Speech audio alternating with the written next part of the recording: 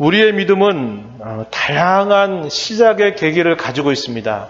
어떤 사람은 평안 중에서 믿음의 시작을 갖기도 하고, 어떤 사람은 삶의 어려운 일들을 만나서 그 어려움 속에서 누구의 도움을 받지도 못한 채 하나님의 특별한 어떤 만남을 통해서 믿음을 시작하게 되는 경우도 있고, 또 참으로 복스럽게도 어릴 적부터 부모님의 그런 신앙의 지도 아래서 어릴 적부터 신앙생활을 해와 그 믿음을 가지고 있는 이들도 있을 것입니다. 어쨌거나 우리의 삶이 다양한 것처럼 하나님께서 저와 여러분을 부르신 그 자리도 대단히 다양하다는 겁니다.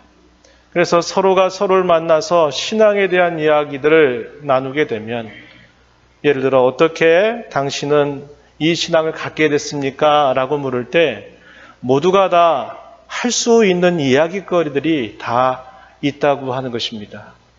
지금까지 어떻게 이 신앙의 걸음을 걸어오셨습니까? 무슨 일이 있었습니까? 라고 서로 묻고 이야기해도 참 많은 이야기들을 서로가 나눌 수 있을 것입니다.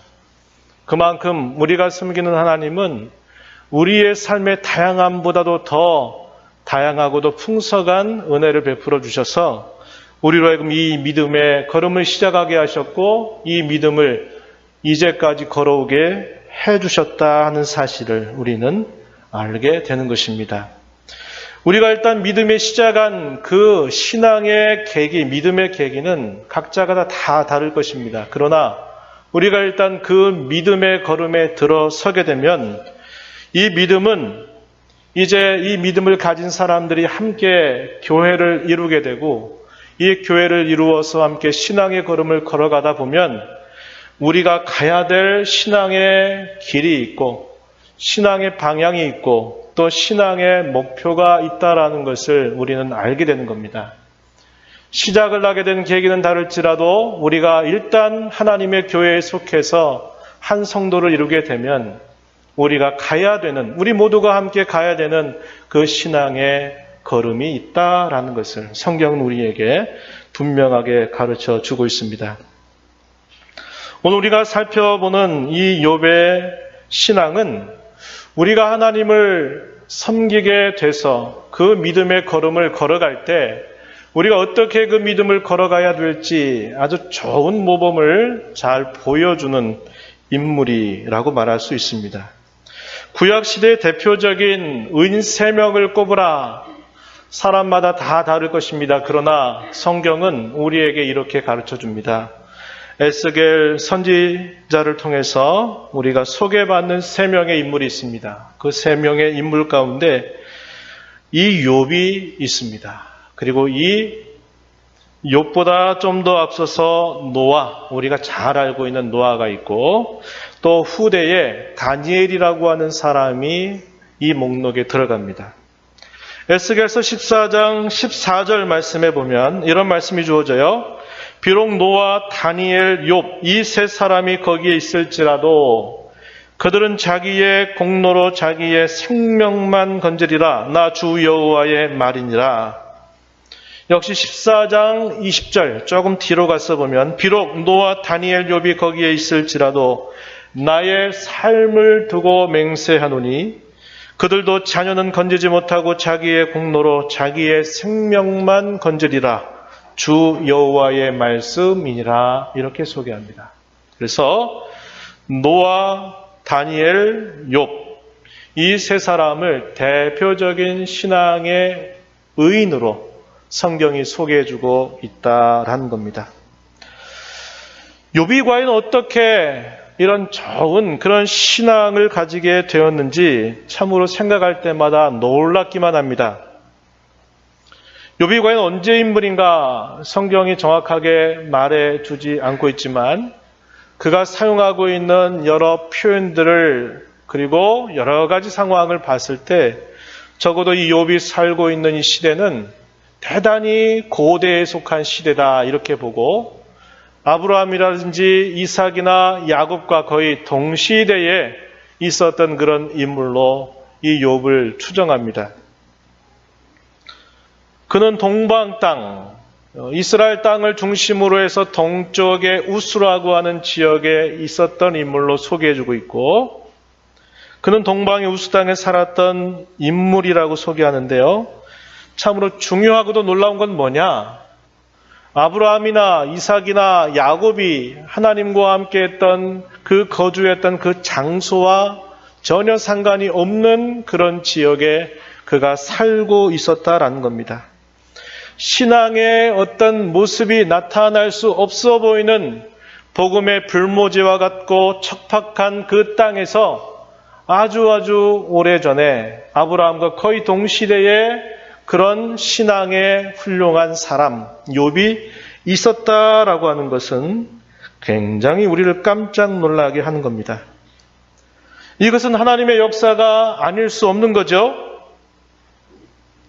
사실 우리가 좀 더 가만히 우리 자신들을 한번 생각해 보면 우리가 신앙을 가지게 된 것도 그렇지 아니한가 하는 생각을 해볼 수 있는 겁니다.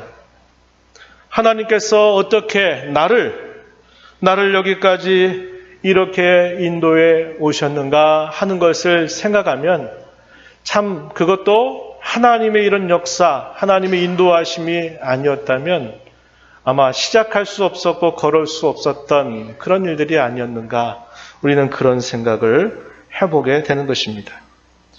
욥의 신앙의 발자취는 모든 신앙인들이 가야 할 신앙의 걸음이 어떠해야 할지를 잘 보여주고 있습니다. 그는 히브리서 11장 1절과 2절에서 말씀한 것처럼 그의 신앙은 무엇보다도 하나님께로부터 인정받는 그런 신앙이기 때문입니다. 우리가 이 부분은 잠시 후에 살펴보게 될 것인데요. 히브리서 11장 1절과 2절 말씀에 보면 믿음은 바라는 것들의 실상이요 보이지 않는 것들의 증거니 선진들이 이로써 증거를 얻었느니라, 이렇게 말씀합니다. 그렇다면 그의 신앙이 과연 어떠했는지 한번 살펴보도록 하죠. 오늘 우리가 읽은 본문 말씀 중에 본문 말씀은 좀 넘어서서 앞부분에 보면 1절부터 약 5절까지 욥의 신앙에 관한 짤막한 요약이 소개되고 있습니다. 욥의 신앙에 관해서 1절 말씀에 보면 그 사람은 온전하고 정직하여 하나님을 경외하며 악에서 떠난 자더라, 이렇게 그런 요약해주고 있습니다. 여기 온전하다라고 하는 말은 그가 죄가 없고 흠이 없다, 완전하다 그런 의미가 아니고, 여기서 말하고 있는 이 의미는 그가 겉모습과 그의 속모습이 동일하다는 말입니다.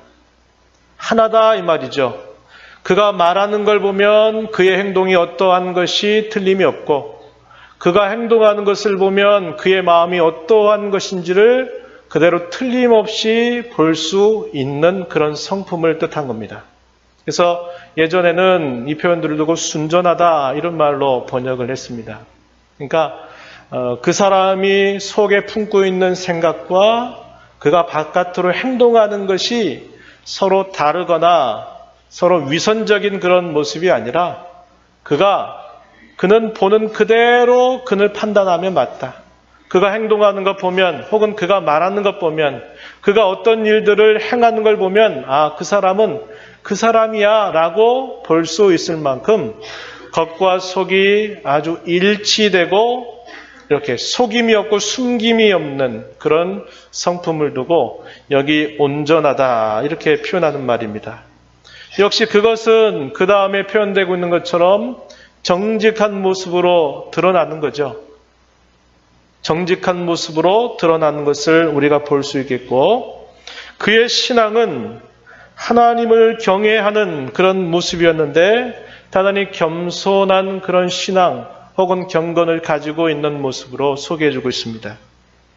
또한 그는 하나님을 경외하는 것에 이어서 하나님을 경외하기 때문에 어떻게든지 죄라고 하는 것을 끊어버리고 늘 멀리하려고 하는 삶을 사는 그런 인물이다, 이렇게 그의 신앙의 면모를 여기 1절에 보면 4가지 정도로 표현하고 있는 것이죠. 온전하고 정직하여 하나님을 경외하며 악에서 떠난 자다, 이렇게 소개하고 있는 겁니다. 1장 3절 말씀에 가서 보면 그는 동방 사람 중에서 가장 훌륭한 자로 표현되기도 합니다. 그의 신앙의 하나의 예증을 잘 보여주는 것이 소개되는데 4절과 5절에 보면 그의 아들들이 자기 생일에 각각 자기의 집에서 잔치를 베풀고 그의 누이 3명도 청하여 함께 먹고 마시더라. 5절, 그들이 차례대로 잔치를 끝내면 욥이 그들을 불러다가 성결하게 하되 아침에 일어나서 그들의 명수대로 번제를 드렸다. 그 이유는 혹시 내 아들들이 죄를 범하여 마음으로 하나님을 욕되게 하였을까 하는 염려가 달게 그 자녀들이 생일잔치를 벌이고 나서 혹여나 그들의 마음이라도 하나님 앞에 죄를 범하지 아니하였을까 해서 그런 희생의 번제를 드릴 만큼 욥이 그토록 자기 자신뿐만 아니라 자기의 모든 자녀들에게 있어서도 이 악한 모습 또 악한 마음의 상태들이 잊지 않도록 애를 쓰는 그런 그의 모습을 소개해 줍니다. 그러면서 5절 끝자락에 뭐라고 소개합니까? 욥의 행위가 항상 이러하였더라, 이렇게 소개한 겁니다. 욥이 그렇게 많은 부를 누리고 자녀의 축복을 받고 그가 또 누리는 그 모든 축복들, 그것은 어쩌면 그의 경건의 열매라고도 볼 수 있을 것입니다. 물론 반대로 모든 경우를 말할 수 없을 거예요. 번영받고 번영을 누리고 형통을 누리고 축복이 된다면 그건 무조건 그의 믿음이 좋기 때문이다. 반대로 그렇지 못하면 그의 믿음이 좋지 않기 때문이다 라고 말하는 것은 틀린 것입니다. 그러나 욥의 경우는 그의 경건한 그의 삶과 신앙에 따라서 하나님께서 그에게 복주심이 많이 있었다라는 것을 우리로 생각하게 해주는 겁니다. 그러나 욥의 이러한 신앙과 경건은 시험대 위에 오르게 됩니다. 사탄은 그를 가만히 두지 않고 그를 시험하는 것입니다. 본문 앞에 1장 6절로부터 12절에 있는 내용 속에서는 하늘의 하나의 장면이 펼쳐져 갑니다. 하늘에 있는 그 장면의 내용들이 쭉 펼쳐져 가고요. 13절부터 19절 내용에서는 땅에서 어떤 일들이 벌어졌는가 하는 것들을 소개해 주고 있습니다. 이 하늘의 장면, 이 내용 속에 오늘 우리의 본문의 말씀이 들어있는데요. 이 하늘의 장면 속에 하나님과 사탄의 대화가 소개가 되고 있습니다. 이것은 물론 욥이 알지 못하는 이야기예요. 감추어져 있는 이야기다 이 말입니다. 하나님께서는 이 욥의 신앙과 그의 경건을 인정하십니다. 8절 말씀에 한번 가서 보시죠. 사탄에게 이렇게 말씀하십니다. 네가 내 종 욥을 주의하여 보았느냐? 그와 같이 온전하고 정직하여 하나님을 경외하며 악에서 떠난 자가 세상에 없다. 이렇게 하나님이 말씀하셔요. 그 말은 그의 신앙이 인정받았다 이 말입니다. 우리가 아까 읽었던 히브리서 11장 2절처럼 선진들이 이것으로서 증거를 얻었다라고 표현했는데 이 증거를 얻었다는 게 하나님께로부터 인정을 받았다. 그래, 너 진짜 신앙 진짜다. 너 신앙 정말 좋다. 너 신앙 바르다. 라는 것을 인정하셨다라는 말입니다. 하나님께서 이 욥의 신앙을 이렇게 인정하셨어요. 그랬더니 사탄이 말하는 겁니다. 하나님, 욥이 하나님을 그렇게 경외하는 데에는 분명히 그 이유가 있습니다. 이 말은 틀린 말은 아니에요. 맞는 말이죠. 하나님을 그냥 경외하겠습니까? 하나님께서 욥에게 은혜를 주셔서 그 주신 그 은혜를 욥이 알기에 그가 하나님을 경외하는 거예요. 여러분 왜 예수 믿습니까? 라고 누군가 여러분들에게 묻는다면 여러분들 뭐라고 말할 거예요? 그냥요. 그러고 싶어서요. 이렇게 대답할 사람이 있습니까? 아무도 없어요. 제가 처음에 초대에 그런 말씀을 드렸죠. 우리의 믿음을 시작하게 된 어떤 계기가 다 있다 이 말입니다. 이것은 다 다양해요. 사람마다 다 다르다는 겁니다. 이유가 있어요. 시작점이 있다 이 말이죠. 사탄은 하나님 앞에 말씀드려요. 하나님 무슨 말씀이세요? 분명히 이유가 있잖아요. 그랬더니 그 이유를 들이대기를 뭐라고 말하냐면 그건 말이죠. 하나님께서 그에게 많은 소유를 주셨고 번영을 주시고 형통함을 주셨기 때문이에요. 다른 데 있지 않을 거예요. 저는 확신합니다. 그가 하나님을 경외하는 데에는 그가 지금 이렇게 누리고 있는 모든 행복과 번영, 그것들이 이유가 됐을 거예요. 그래서 경외할 겁니다. 이렇게 답변하는 겁니다. 10절 가서 한번 보시죠.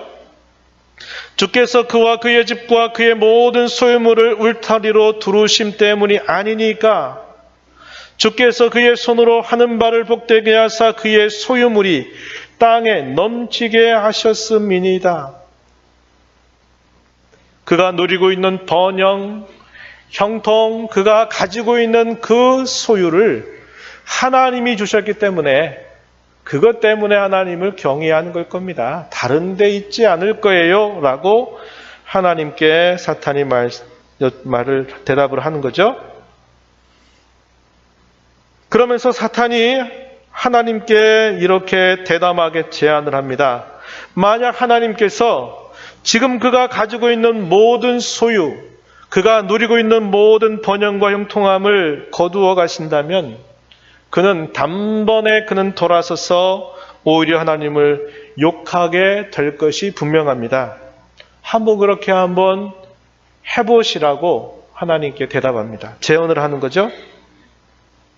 그러자 하나님께서 뭐라고 말씀하세요? 본문 12절 말씀에서 하나님께서 사탄에게 그렇다면 내가 허락할 테니까 너 그의 몸은 손은 대지 말되 그가 가지고 있는 모든 소유를 가지고 네가 한번 그렇게 해봐라. 하나님이 대답하시는 겁니다. 자, 이런 대화가 있으면서 사탄이 물러갔다 이렇게 표현됐고, 자, 그 다음에 두 번째 장면이 이제 쭉 펼쳐지기 시작하는데 땅 위에서 벌어지는 장면입니다. 그 내용이 13절부터 19절까지 쭉 소개가 되고 있어요. 자, 평안하고 행복하게 보내던 어느 날 사탄이 여러 가지 상황을 동시적으로 몰아붙여서 욥을 시험합니다. 그 시험의 내용이 4가지입니다. 자신의 정체를 가린 거예요. 어디로? 어떤 사건이나 상황 속에 자신의 정체를 뒤로 가린 채 그 사건을 가지고 욥이 정말 무엇 때문에 하나님을 경외하는 것인지 하나님을 섬기는 것인지를 이제 적나라하게 이제 테스트하려고 하는 것입니다. 4가지의 상황이 펼쳐지는데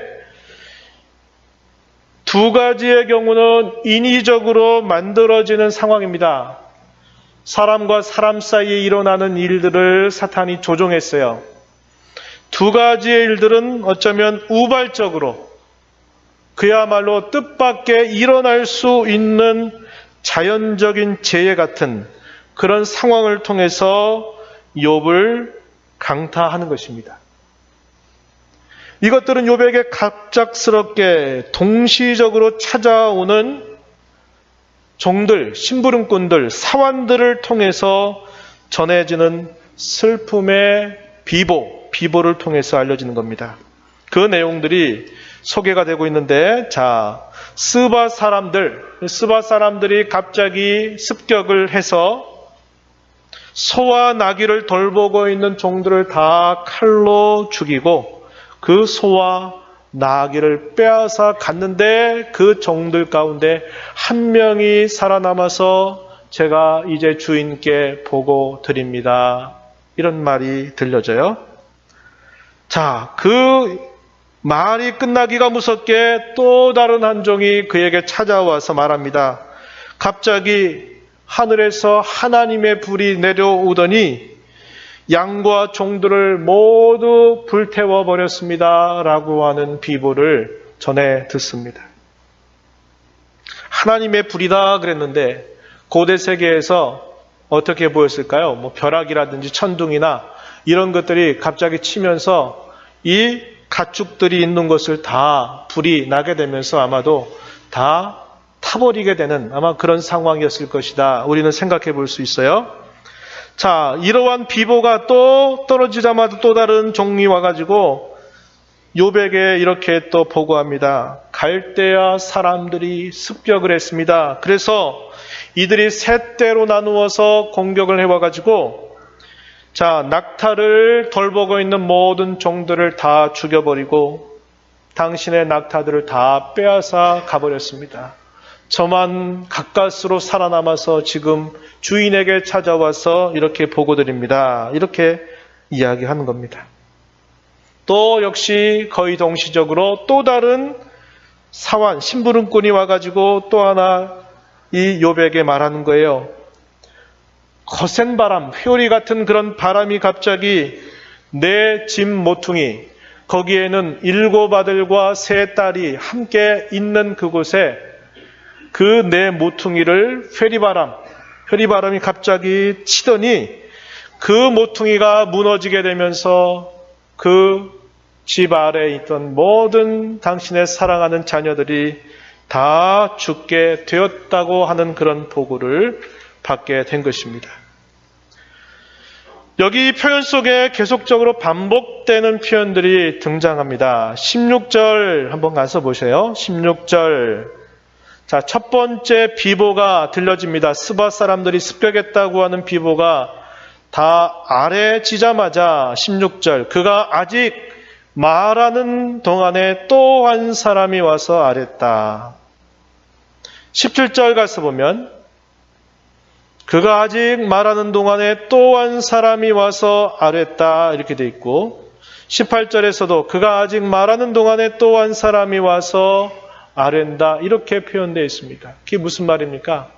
한꺼번에 동시적으로 사탄이 배후조종해서 자연재해 같은 것도 일으켜버렸고 사람의 마음을 부추겨서 그들로 하여금 이 욥의 소유를 도둑질하려고 하는 마음을 갖고 계획을 짜게 만들어서 거의 동시적으로 이렇게 이 욥의 모든 소유물들을 쳐버렸다는 거예요.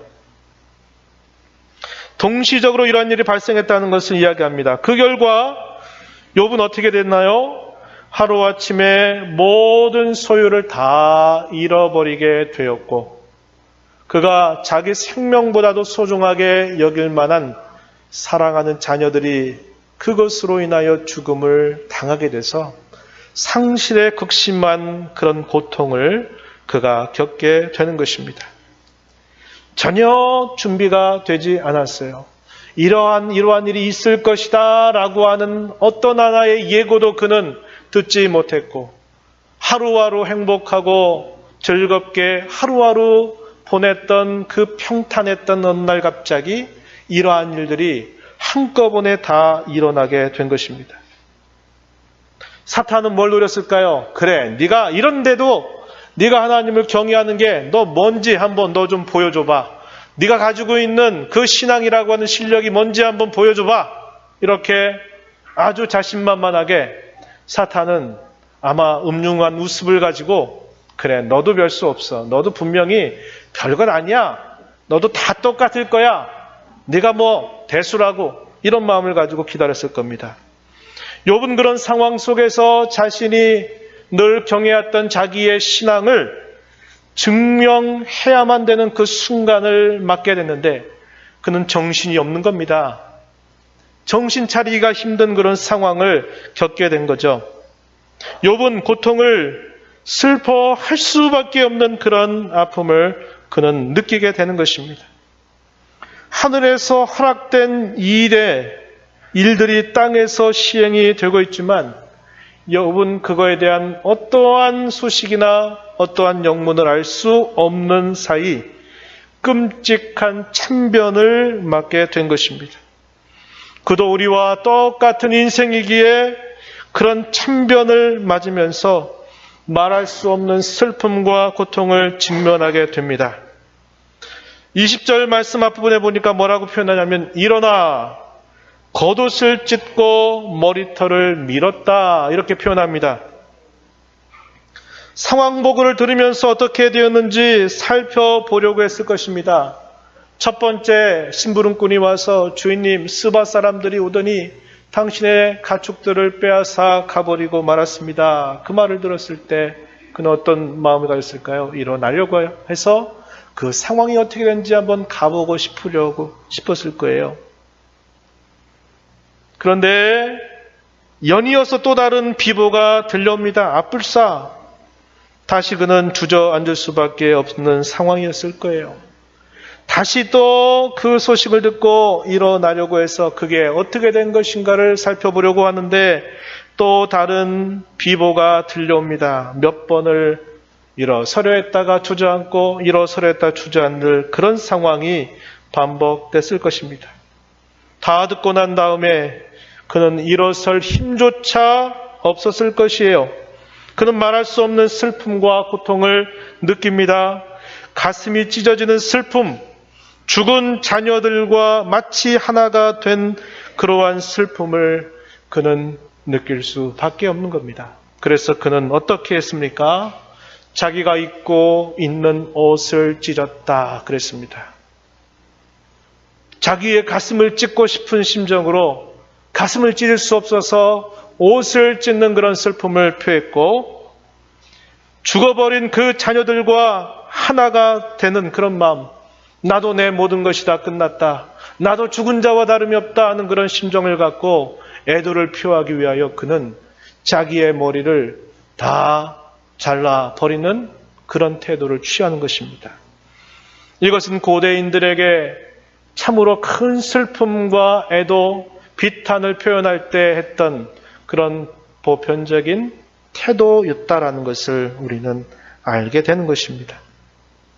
어느 정도의 시간이 흘렀을까요? 복잡한 상황과 심경, 말할 수 없는 슬픔, 정돈되지 못하는 마음으로 꽤 시간이 흘러갔을 것입니다. 오늘 본문에는 뭐라고 표현되어 있어요? 20절에 보니까 일어나 겉옷을 찢고 머리털을 밀었다. 그리고 나서 땅에 엎드렸다. 이렇게 되어 있는데 이게 바로 그냥 순차적으로 다 이루어진 일로 생각한다면 그는 사람이 아닌 겁니다. 사람일 수가 없는 거예요. 그 행간을 읽어보면 그게 뭡니까? 그가 그러한 슬픔을 받아들이고 그러한 슬픔을 추스리고 그러한 슬픔을 어떻게 할지 모르는 그런 고통 가운데 시간이 흐르고 나서 그는 그의 마음을 추스리면서 하나님 앞에 그의 태도를 보이는 것이죠.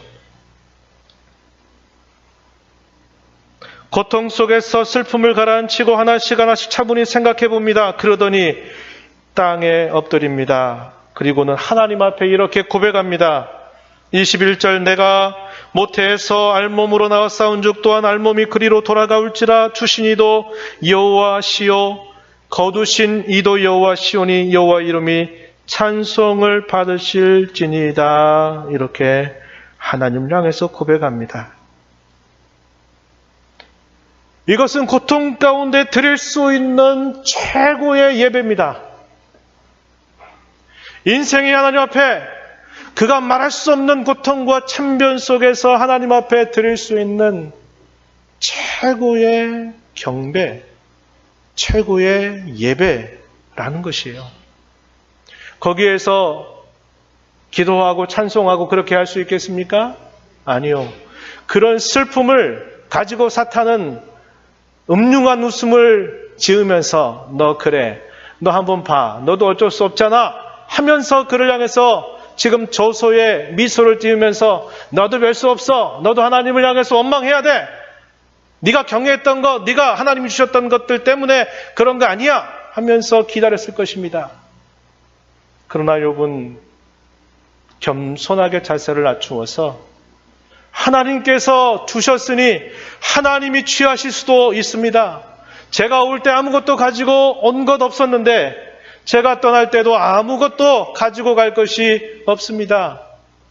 하나님께서 주셨다면 하나님께서 취하실 수도 있습니다. 이렇게 고백하면서 하나님 앞에 뭐 했다? 그렇게 표현합니까?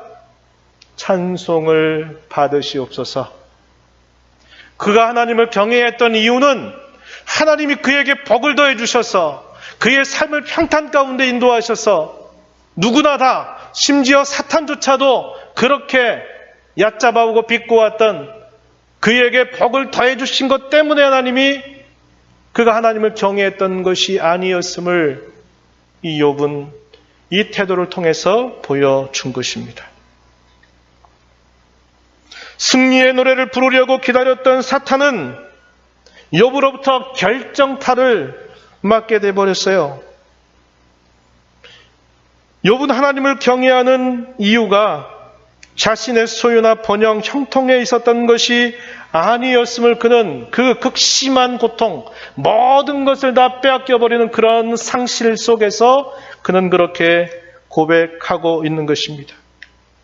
그는 오히려 하나님 앞에서 그의 순전함을 여전히 잊지 않았고 진실하고 정직한 마음으로 자기는 청지기일 뿐임을 고백하면서 하나님 앞에 경배를 드리고 있다 하는 것입니다. 그는 번영 가운데서도 하나님을 경외했고 말할 수 없는 상실과 아픔과 고통과 가장 인생의 바닥이 있는 그 자리에서도 역시 그는 하나님을 뭐 했습니까? 경외했다라는 것을 이것을 통해서 보여주고 있는 것입니다. 그야말로 이 욥이 당한 일들은 끔찍한 이야기죠. 세상 사는 사람 중에 누가 이런 일을 당해 볼직하겠습니까? 끔찍한 이야기입니다. 참변입니다. 그러나 결과는 놀랍기 그지없는 거예요. 놀랍기 그지없어요. 모든 사람을 다 놀라게 하는 그런 모습을 그는 보여주고 있다는 겁니다. 우리가 이 말씀을 보면서 몇 가지 적용을 해보려고 하는 거예요. 사단은 요즘도 오늘도 여러분들을 향해서 물을 겁니다. 당신은 왜 하나님을 믿습니까? 당신이 어떻게 신앙의 걸음을 시작하게 됐습니까? 이걸 묻지 않아요. 그가 묻는 것은 당신이 지금 신앙의 걸음을 걸어가고 있는 이유가 도대체 무엇 때문입니까? 묻는 겁니다. 그리고 가장 먼저 들이대는 것 뭐겠어요? 물질, 번영, 형통, 이것이라고 들이댈 겁니다.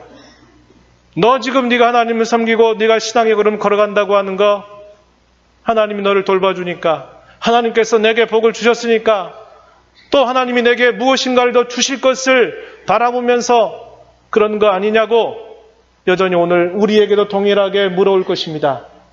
자신의 정체를 어떤 일이나 사건 속에 자신의 정체를 가린 채 그는 여전히 우리를 향해서 그렇게 끊임없이 물어오고 있다는 겁니다. 여러분은 하나님을 경외하는 이유가 번영이나 형통에 있지 않다는 것을 여러분 답변할 수 있어야 됩니다. 그뿐만 아니라 그것은 여러 어려움과 시련과 고통 속에서 여러분은 답변할 뿐만 아니라 그것을 증명해내야만 한다 이 말입니다. 증명해내야 돼요. 아니요, 저는 하나님을 경외해요. 난 그것 때문에 하나님 섬기는 거 아니에요. 이렇게 말로 하는 것으로는 증명될 수 없어요.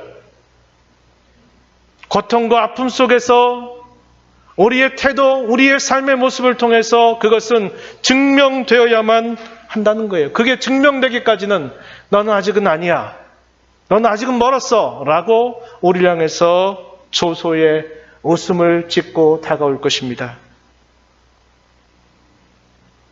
참된 신앙은 하나님이 우리에게 주실 수도 있고 우리에게서 거두갈 수도 있다고 하는 것을 언제나 인정하고 그것이 있던 없던 하나님이 내게 은혜를 주셨으니 내가 그분을 섬기고 하나님이 나와 함께 계시니 내가 그분을 경외하고 그분을 경외함으로 내가 악에서 떠나는 삶을 살아가야 됨을 욥은 우리에게 잘 보여주고 있다는 겁니다. 여러분,